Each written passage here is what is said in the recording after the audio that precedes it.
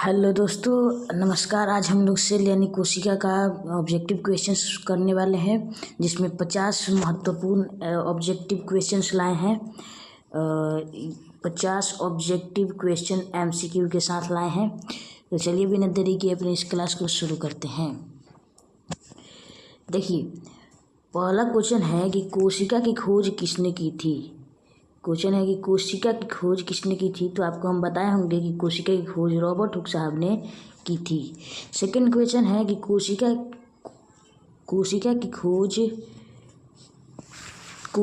खोज कब हुई थी। सेकंड क्वेश्चन है कि कोशिका की खोज कब हुई थी। तो कोशिका की खोज 1665 में हुई थी। ठीक है, तो दो क्वेश्चन आपको हमने बता दिया था। अब तीसरा क्वेश्चन, सबसे छोटी जीवित कोशिका कौन सी है। तो सबसे छोटी जीवित कोशिका जो है वो बैक्टीरिया है। क्या है? बैक्टीरिया। अब हम लोग चौथे नंबर क्वेश्चन पे बढ़ते हैं। अब चलिए, चौथा नंबर क्वेश्चन है कि पौधों की कोशिका में कौन सा अंग नहीं पाया जाता है। क्वेश्चन है कि पौधों की कोशिका में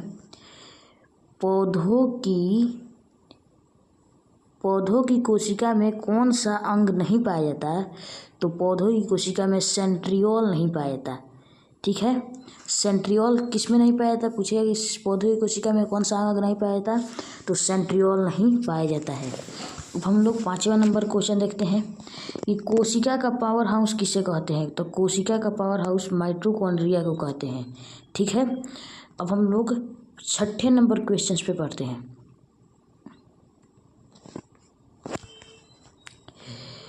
छठा नंबर क्वेश्चन है कि प्रोटीन का निर्माण कहाँ होता है। तो आपको बताया है कि प्रोटीन का जो निर्माण है वो राइबोसोम में होता है। ठीक है, सातवां नंबर क्वेश्चन है कि कोशिका की आत्महत्या थैली कहलाती है। तो हमने बताया था कि आत्मघाती थैली किसे बोलते हैं, सुसाइडल बैग किसे बोलते हैं। तो लाइसोसोम को बोलते हैं। ठीक है, आठवां क्वेश्चन है कि कोशिका भित्ति किसकी बनी होती है। कोशिका भित्ति किसकी बनी होती है।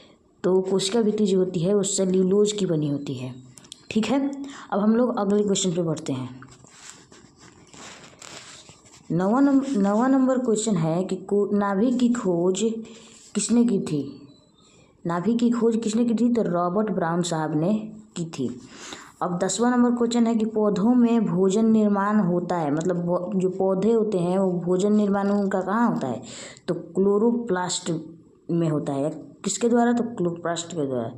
ठीक है, अब देखिए 11वां नंबर क्वेश्चन, कोशिका झिल्ली किसे कहते हैं। तो कोशिका झिल्ली चयनात्मक पारगम्य झिल्ली है। आपको बताएंगे कि अर्ध पारगम्य झिल्ली है जो कुछ विशेषी अणुओं को आर पार जाने देती है। तो उनको हम लोग चयनात्मक पारगम्य भी बोलते हैं। ठीक है, अब हम लोग अगले क्वेश्चन पे पढ़ते हैं। आरबीसी का आकार कैसा होता है। तो आरबीसी का आकार द्वितल चक्र होता है। पूछेगा कि आरबीसी का आकार कैसा होता है। तो द्वितल चक्र। अब हम लोग 13वां नंबर क्वेश्चन देखते हैं कि मानव आरबीसी में क्या नहीं होता। तो मानव आरबीसी में आपको बताए थे कि नाभिक नहीं होता, यानी केंद्रक नहीं होता। अब हम लोग 14वें नंबर क्वेश्चन पे बढ़ते हैं। 14 नंबर क्वेश्चन है कि ईआर का पूरा नाम क्या है। तो ईआर का पूरा नाम एंडोप्लाज्मिक रेटिकुलम है। ठीक है, अब हम लोग 15 नंबर क्वेश्चन है कि चिकना ईआर यानी कि चिकना एंडोप्लाज्मिक रेटिकुलम किसके संश्लेषण में सहायक होता है। तो चिकना जो होता है वो वसा के संश्लेषण में सहायक होता है। ठीक है, अब हम लोग आगे बढ़ते हैं। 16 नंबर क्वेश्चन है कि गोल्जी तंत्र का क्या कार्य है। तो गोल्जी तंत्र का कार्य है प्रोटीन का पैकिंग करता का कार्य करता है। पूछेगा कि प्रोटीन पैकिंग का कार्य कौन करता है। तो गोल्जी का है या गोल्जी तंत्र। 17वां नंबर क्वेश्चन है कि लाइसोसोम अधिक पाए जाते हैं। तो लाइसोसोम अधिक किसमें पाए जाते हैं। तो लाइसोसोम अधिक जंतुओं में पाए जाते हैं। 18वां नंबर क्वेश्चन है कि जीवन की संरचनात्मक एवं क्रियात्मक इकाई है। तो जीवन की क्रियात्मक और संरचनात्मक इकाई कोशिका यानी कि सेल है। अब हम लोग आगे बढ़ते हैं।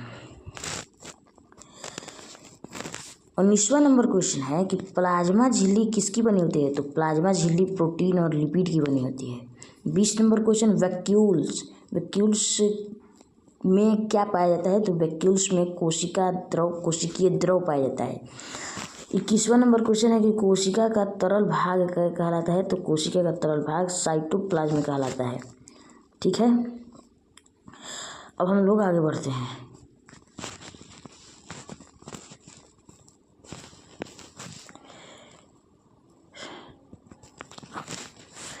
किसवां नंबर क्वेश्चन है कि कोशिका का तरल भाग क्या कहलाता है? तो साइटोप्लाज्म में हो गया था।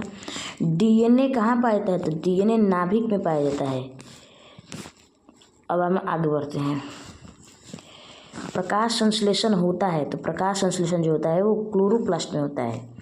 क्लोरोप्लास्ट जिसको हम लोग जो हरित लौक में पाया जाता है। ठीक है, क्लोरोप्लास्ट में मैग्नीशियम धातु होता है और यही क्लोरोप्लास्ट पेड़ पौधों को हरा रंग प्रदान करता है।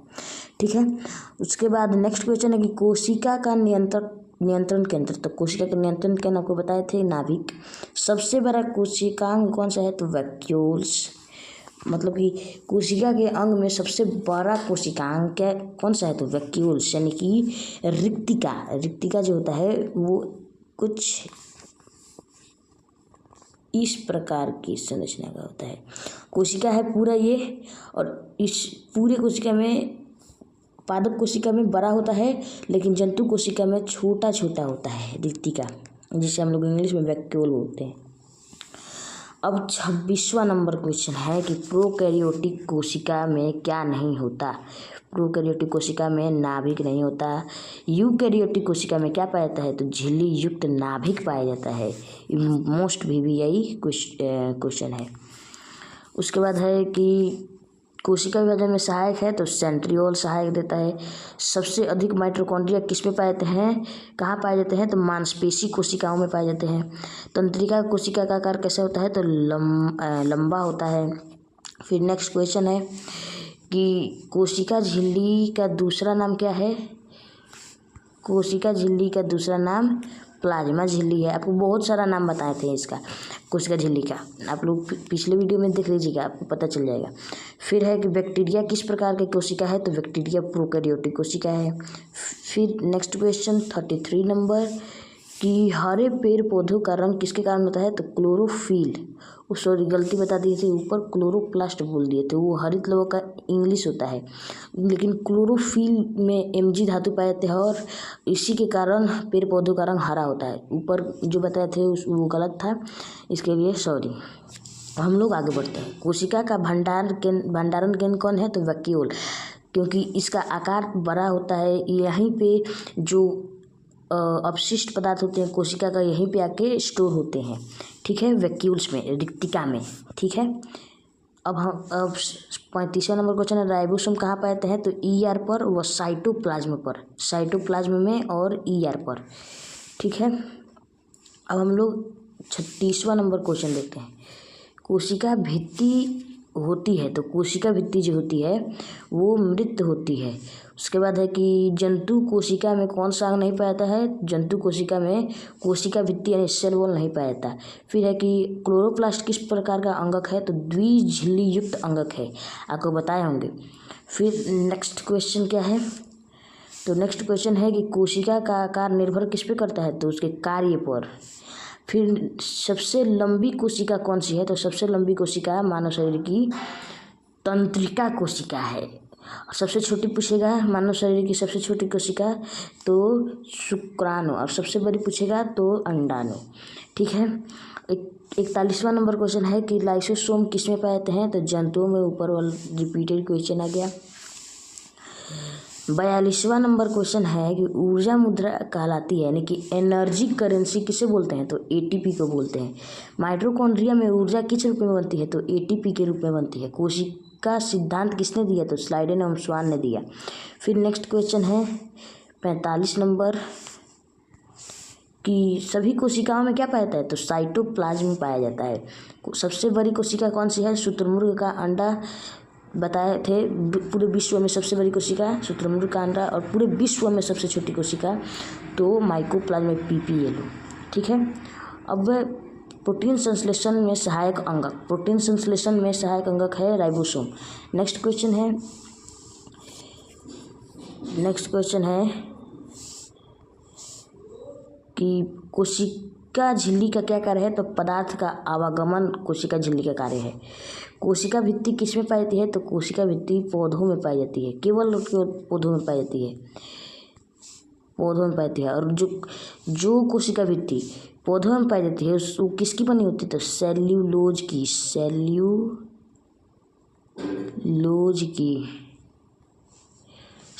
की बनी होती है। और यही अगर कवक में पूछता है, कवक की कोशिका भित्ति किसकी बनी होती है? तो कवक की कोशिका भित्ति आप बता दीजिएगा काइटिन की बनी होती है, काइटिन की बनी होती है। ठीक है, अब हम लोग एक और है, अब हम लोग आगे बढ़ते हैं। कोशिका का खोज उपकरण था, तो कोशिका का खोज सूक्ष्मदर्शी से किया गया था। ठीक है, तो ये रहे आज के 50 मोस्ट VVI क्वेश्चंस। तो आज के लिए हम इतना ही रखते हैं। ऑब्जेक्टिव क्वेश्चंस हैं, इसके बाद हम लोग सब्जेक्टिव क्वेश्चन पढ़ेंगे। तो आज के लिए हम इतना ही रखते हैं, फिर मिलते हैं नेक्स्ट वीडियो में। तब तक के लिए जय हिंद, जय भारत।